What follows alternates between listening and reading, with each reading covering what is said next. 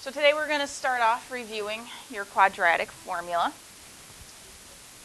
So that's x equals negative b plus or minus the square root of b squared minus 4ac all over 2a. There is a song that goes with it, but I am terrible at singing, so I'm going to spare your ears. Does anybody remember the song? Tune of Pop Goes the Weasel? No.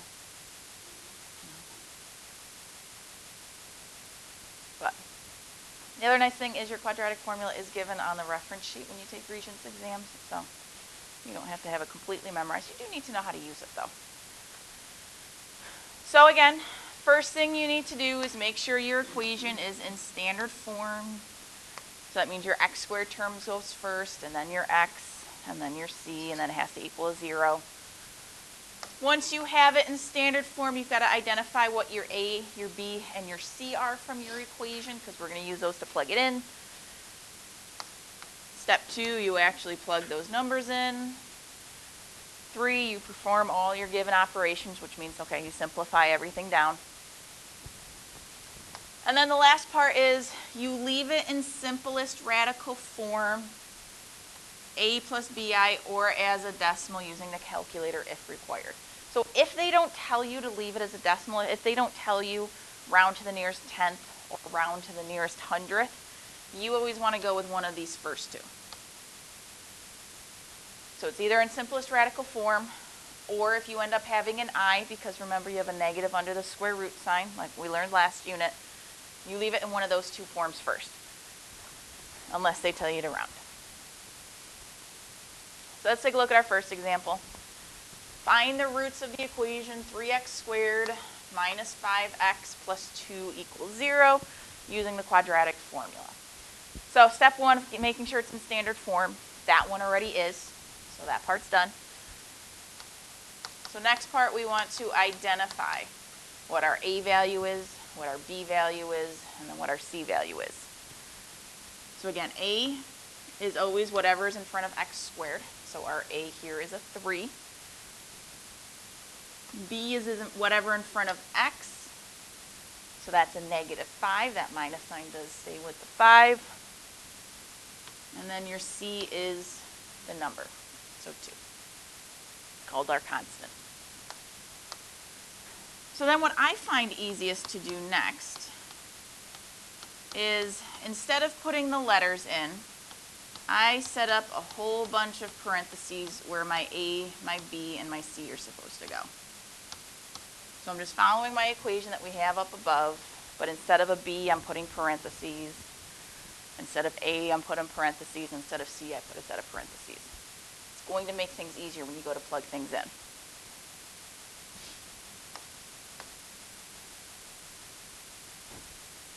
So I got negative parentheses plus or minus parentheses squared, minus 4 times parentheses times parentheses, all over 2 parentheses. So now I'm going to start plugging in this first one. That's negative b. So that means I plug in my b value there. Then it's b squared, so I plug in my b value for that one. And then it's 4ac, so I plug my a value in. And then my c value all over 2a, so 2 times my a. So now we got to start trying to simplify. Minusing a negative means we're really doing what? Making it positive, so that's going to be positive 5 plus or minus. Underneath that radical sign, I just need to figure out what that value is. So in my calculator, I'm going to type in just how I have it written underneath that radical sign there. So my negative 5 in parentheses squared minus 4 parentheses a parentheses c, which is a 3 and a 2. Notice no radical sign. I'm just trying to figure out what that number is. So I'm pretending like the radical sign isn't there for now. And that gives me a 1. So 5 plus or minus the square root of 1 all over 2 times 3, which is 6. So can we actually take the square root of 1? What is the square root of 1? It's not a trick question. I promise. It is 1. So the square root of 1 is 1. So now I have 5 plus or minus 1 all over 6. Now since those are all integers, they're all the same kind of number, I can actually combine them. So that's what I'm going to do.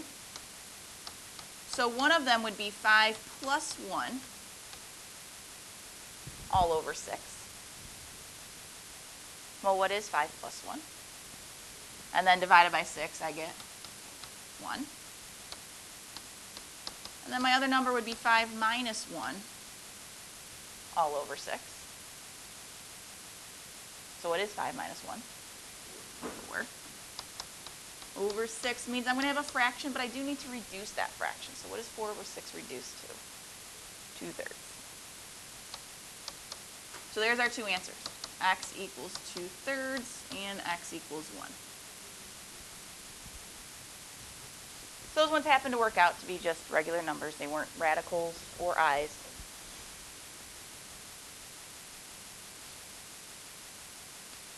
All right, number 2. Solve the equation for values of x expressed in simplest radical form. So we're still going to have radicals in our answers for this one. So we have a whole bunch of fractions. I'm going to put that one over a 1. What do we need to have with our fractions in order to combine them? Common denominator. So again, remember, if you can't sit here and look at it and go, oh, what's my common denominator? Multiply them. So x minus 1 times x plus 2. That is our common denominator.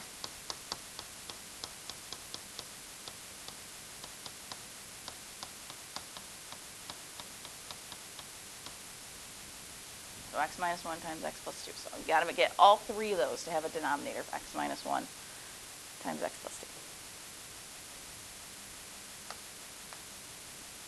So our first fraction there, 2 over x minus 1, it has the x minus 1.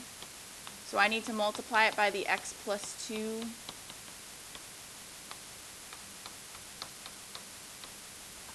So that would mean I would have 2 times x plus 2 as my numerator. Our second fraction has the x plus 2, so what do we have to multiply it by? The x minus 1, so 3 times x minus 1. And then the 1 has neither part of it, so you got to multiply it by both of them. So the x minus 1 times the x plus 2.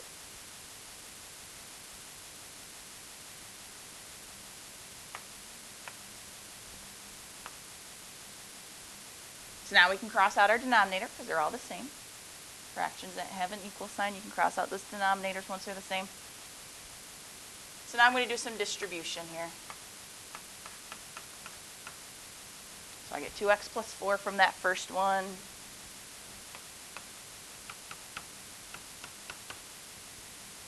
And then 3x minus 3 for that second one. And then we got x squared plus 2x. And then negative 1x minus 2. So let's combine our like terms on each side. On the left side, we got this 2x and this 3x. So that's going to give us 5x. And then the 4 minus 3 gives us a plus 1, so 5x plus 1. Over here on the right side of my equal sign, I can just combine those x's. So I get x squared plus x minus 2.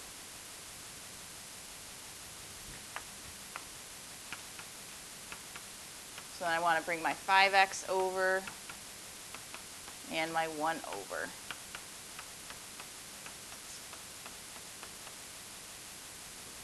So we have x squared minus 4x minus 3. Quite a bit of work to get it into standard form. Sometimes that's going to happen. So now that it is in standard form though, my a value is a 1 because we have a 1 in front of that x squared. B is a negative 4. And C is a negative 3.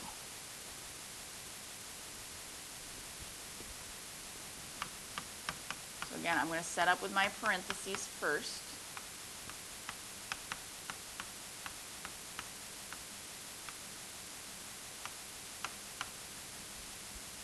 I strongly encourage doing the parentheses because then a lot of times if you don't, people square the b term incorrectly, especially if it's negative.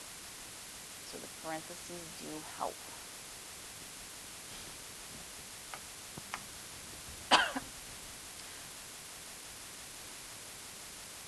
So now that I have my parentheses set up, I'm going to start plugging in. Those first two are my b value.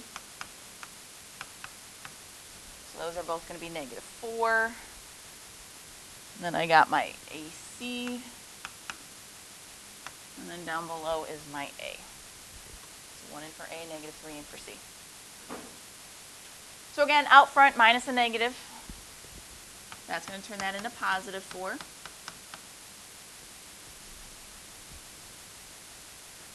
Let's figure out what we're going to get underneath that radical. So -4 squared minus 4 times 1 times -3. Do that in your calculator. Let's see what we get. Figure out what our number under our radical will be. 28.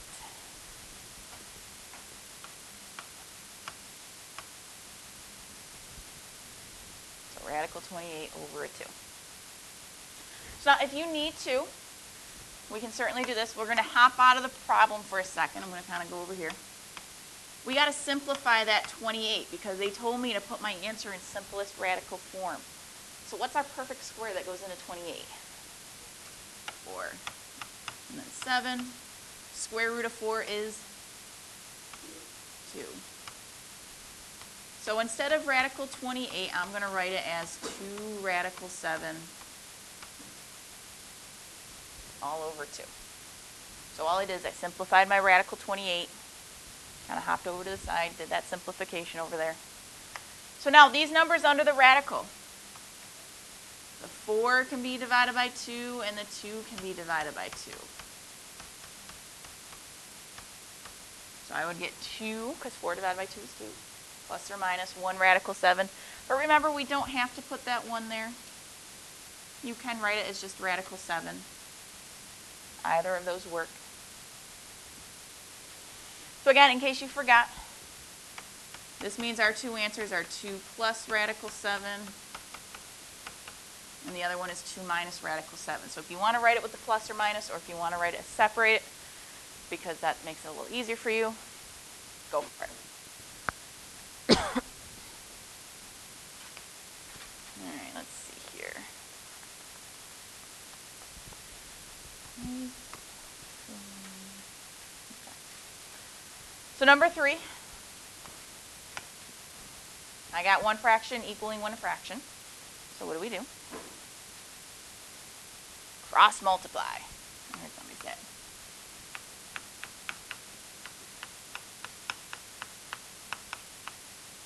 So x minus 2 times the x plus 1 is going to equal 1 times 3, which is 3. All right, so x minus 2 times x plus 1 equals 3. So then we do our distribution over here. So x times x is x squared, x times 1 is 1x. And then my -2, so I get -2x minus 2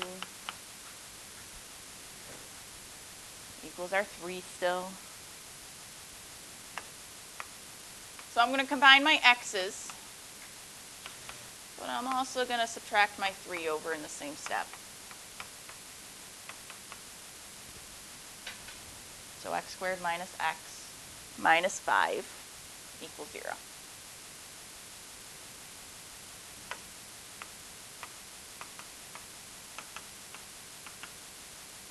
So A is a 1, B is a -1, and C is a -5.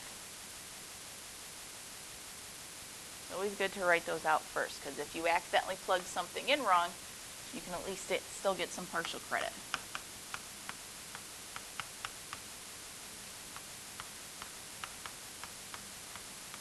Set up our parentheses. So negative parentheses plus or minus square root of parentheses squared minus 4 parentheses parentheses all over 2 parentheses.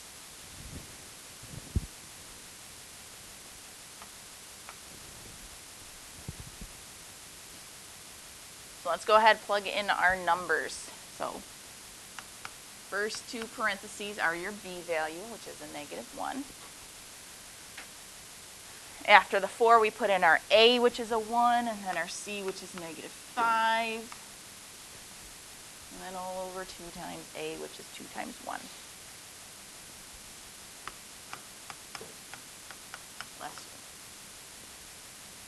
So again, turns to a +1 because we have negative, negative. So that's really +1, plus or minus. So 1 squared minus 4 times 1 times -5. We should get a 21 for that one. All over 2. So we have 1 plus or minus the square root of 21 all over 2. So this time our directions tell us, though, they want our answers to the nearest tenth. So we can just plug these in our calculators and get our answers. So remember, first thing we're going to plug in is 1 plus the square root of 21 all over 2. Then the other one we'll plug in is 1 minus the square root of 21 all over 2. So in our calculator, alpha y equals, and then that first one gives you your fraction. It's going to make things a lot easier to use that fraction. So again, that was alpha y equals your first option. So then 1 plus the square root of 21 all over 2 gives us 2.79128787.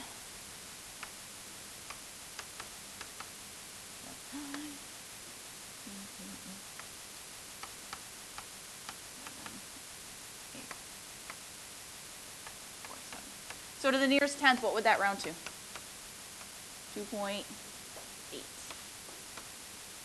So there's one of our answers, 2.8. So now we just got to type in the other one, 1 minus the square root of 21 all over 2. And no, it's not just negative 2.8. So again, alpha y equals, first one, 1 minus the square root of 21 all over 2. We get negative 1.79128787.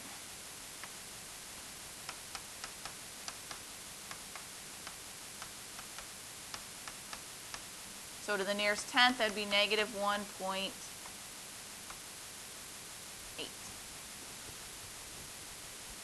So 2.8 and negative 1.8. Those would be our two answers to the nearest tenth.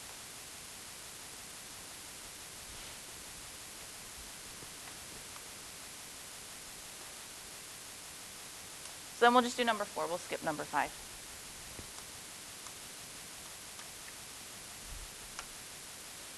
So this is our last kind of answer we could get. After this, so we'll put this one over 1. So then we can do our cross multiplying. So now we have 1 fraction equals 1 fraction. So we got 2x times x plus 3, because 2 times the x, still times the x plus 3, is going to give us a negative 5. Do my cross multiply there. Then we'll distribute our 2x, so we get 2x squared plus 6x equals negative 5.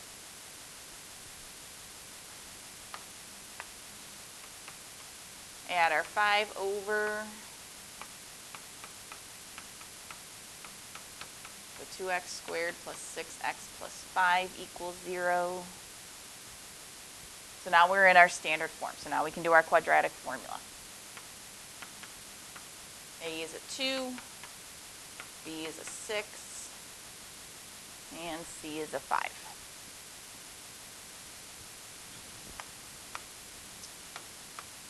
Again, I'll start with setting up my parentheses.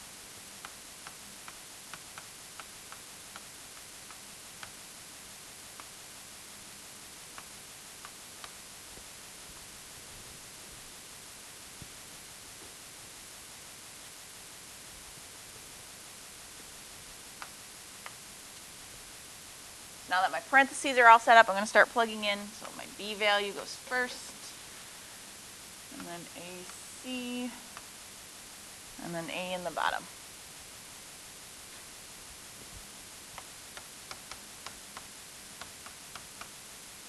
I was going to say is negative 6 out front. Under the radical, 6 squared minus 4 times 2 times 5. We should get a negative. Negative 4. And then all over 4.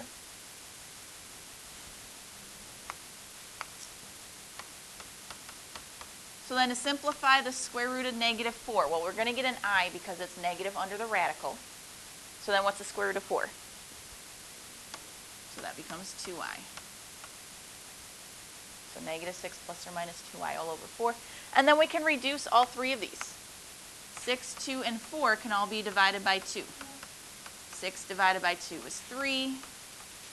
2 divided by 2 is 1, so I can write that as 1I. 4 divided by 2 is 2. And again, you don't have to put that 1 in front of the I. You could just simply write it as negative 3 plus or minus I radical 2. Both of those are the same. There's all those kinds of examples. You can get regular numbers. You can have to leave it in simplest radical forms, decimals, or you can get I's with your answers in these also. So our other method that we're going to review today is completing the square. Personally, completing the square is one of my favorites. I think it's faster. It's actually a shortcut to the quadratic formula.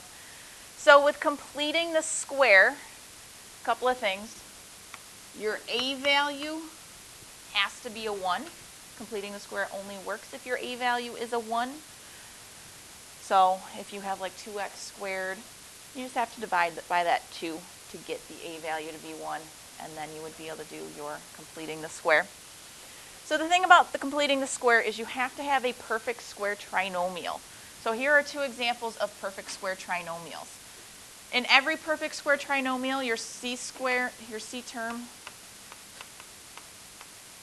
wow, I can't write, is a perfect square. So if we look at my two examples here, my C value in that first one is 100. That is a perfect square. 64 is a perfect square. What is the square root of 100? 10. And then if we double this, that is what that middle term should be, which in this case it is. If I double 10, I get 20. That is my middle term. That's how I know it's a perfect square trinomial. For the 64, if I take the square root of 64, I get an 8. So if I double 8, that's what my middle term should be, and it is. So that's what our perfect square trinomials are. Your C term is a perfect square. The square root of that doubled is what your middle term should be. So if we were to factor these, so our first one, x squared plus 20x plus 100, if I were to factor that, our signs would be the same, so it would be x plus, because you have a positive at the end. Remember, that means signs are the same. And then what multiplies to 100 and gives us 20 is 10 and 10. 10 times 10 is 100, but then 10 plus 10 is 20. And then we would just rewrite this as x plus 10 squared. That's our perfect square trinomial. So for the other example over there, the x squared minus 16x plus 64, when I factor those, it would be x minus and x minus. What multiplies to give us 64, adds to give us 16. Oops. That would be 8. And 8. But again, we're going to be writing it instead as 8, or x minus 8 squared.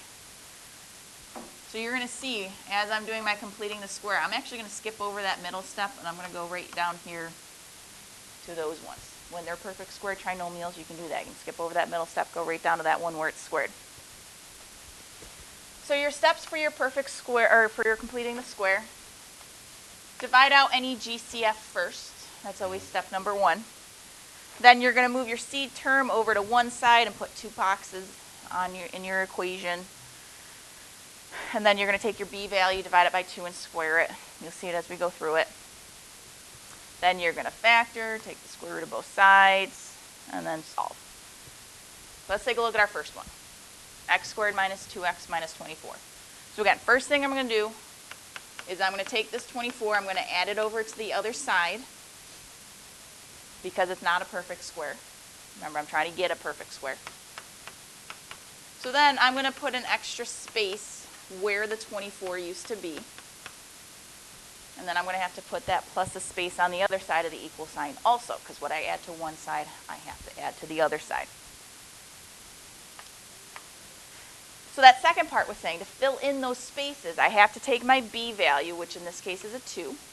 I have to divide it by 2. So 2 divided by 2 gives us 1. And then I have to square it. So what is 1 squared? 1. So now I have a perfect square trinomial. 1 is a perfect square. We don't talk about it a lot, but it is in fact a perfect square. And then 2 is the square root of 1 doubled. If I take the square root of 1, I get 1. Multiply it by 2, I get that 2. So when I factor this, that's going to factor into x minus 1 squared because it is a perfect square trinomial. And then over on the other side, I get a 25 because 24 plus 1 gives me 25. So again, we are trying to solve for x. So I'm trying to get x by itself. So I'm going to take the square root of both sides at this point in time because I want to get rid of that squared. So the way you get rid of something that's squared is you square root it.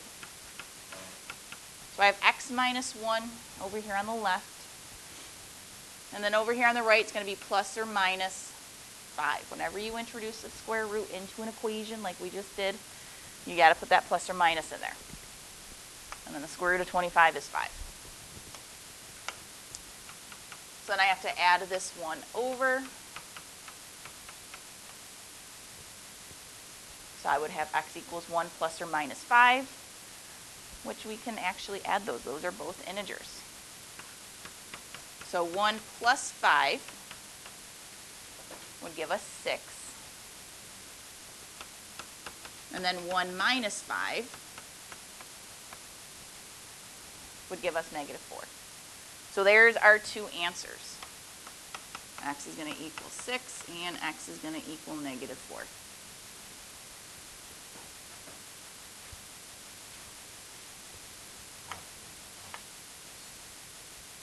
Let's try some more examples on the back. So looking at that first one, number 2, we have a 1 for our a value. It's just 1x squared, just what we want.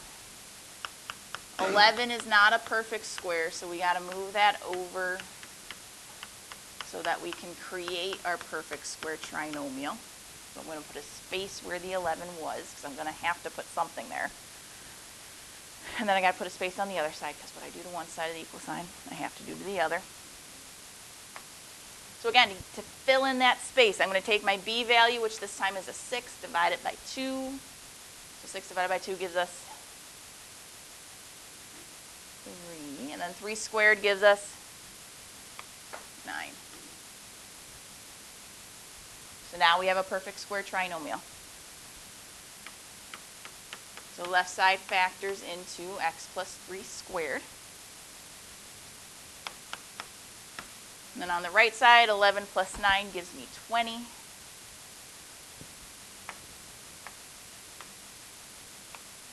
So I'm going to take the square root of both sides because we're trying to get x by itself. Now 20 has a perfect square that goes into it. What's our perfect square that goes into 20? 4. 4 times 5. So then the square root of 4 would be 2. So my x plus 3 equals plus or minus 2 radical 5. And then we just have to move our 3 over. I'm going to subtract 3.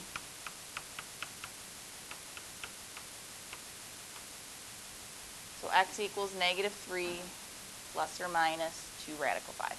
And then you can't combine that negative 3 and the 2 radical 5 because they're not like terms. The 2's got that radical 5 attached to it. So you can only combine it with other radical 5s. So we just leave our answer like that.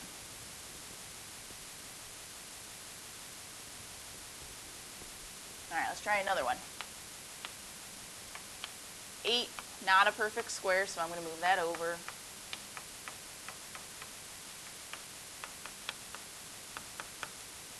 I'm going to put my spaces in there, so x squared plus 4x plus a space equals negative 8 plus a space.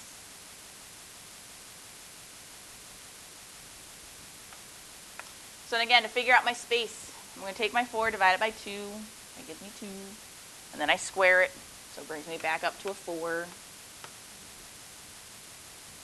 That's like the only time that happens is when you're dealing with the 2's.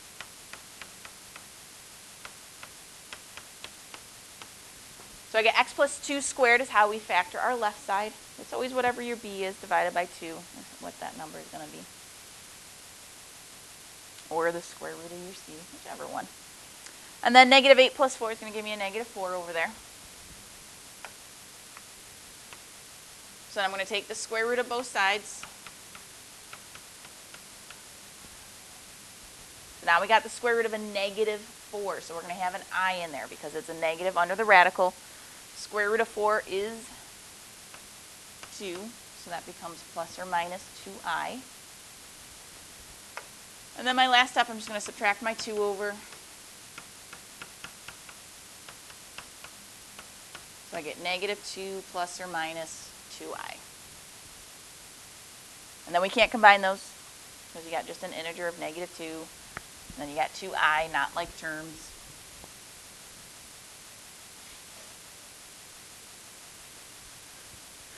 And then our last one, number 4, we've got a number other than 1 in front of our x squared. We got that 3 there. So first thing we have to do is divide everything by that 3.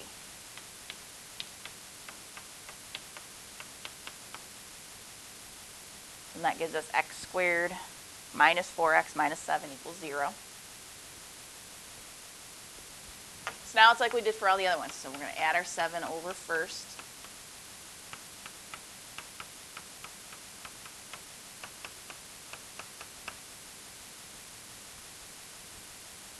Then I put my spaces in there. So x squared minus 4x plus a space equals 7 plus a space. So then 4 divided by 2 is 2, and then square it brings us back up to 4 again.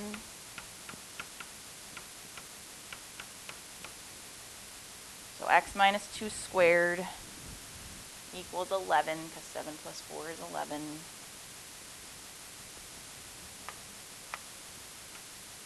So I'm going to take the square root of both sides. So I get x minus 2 equals plus or minus the square root of 11. Is there a perfect square that goes into 11? No, because the only things that multiply to give us 11 is 1 times 11, so no. No way to simplify that, so all we have to do is add our 2 over.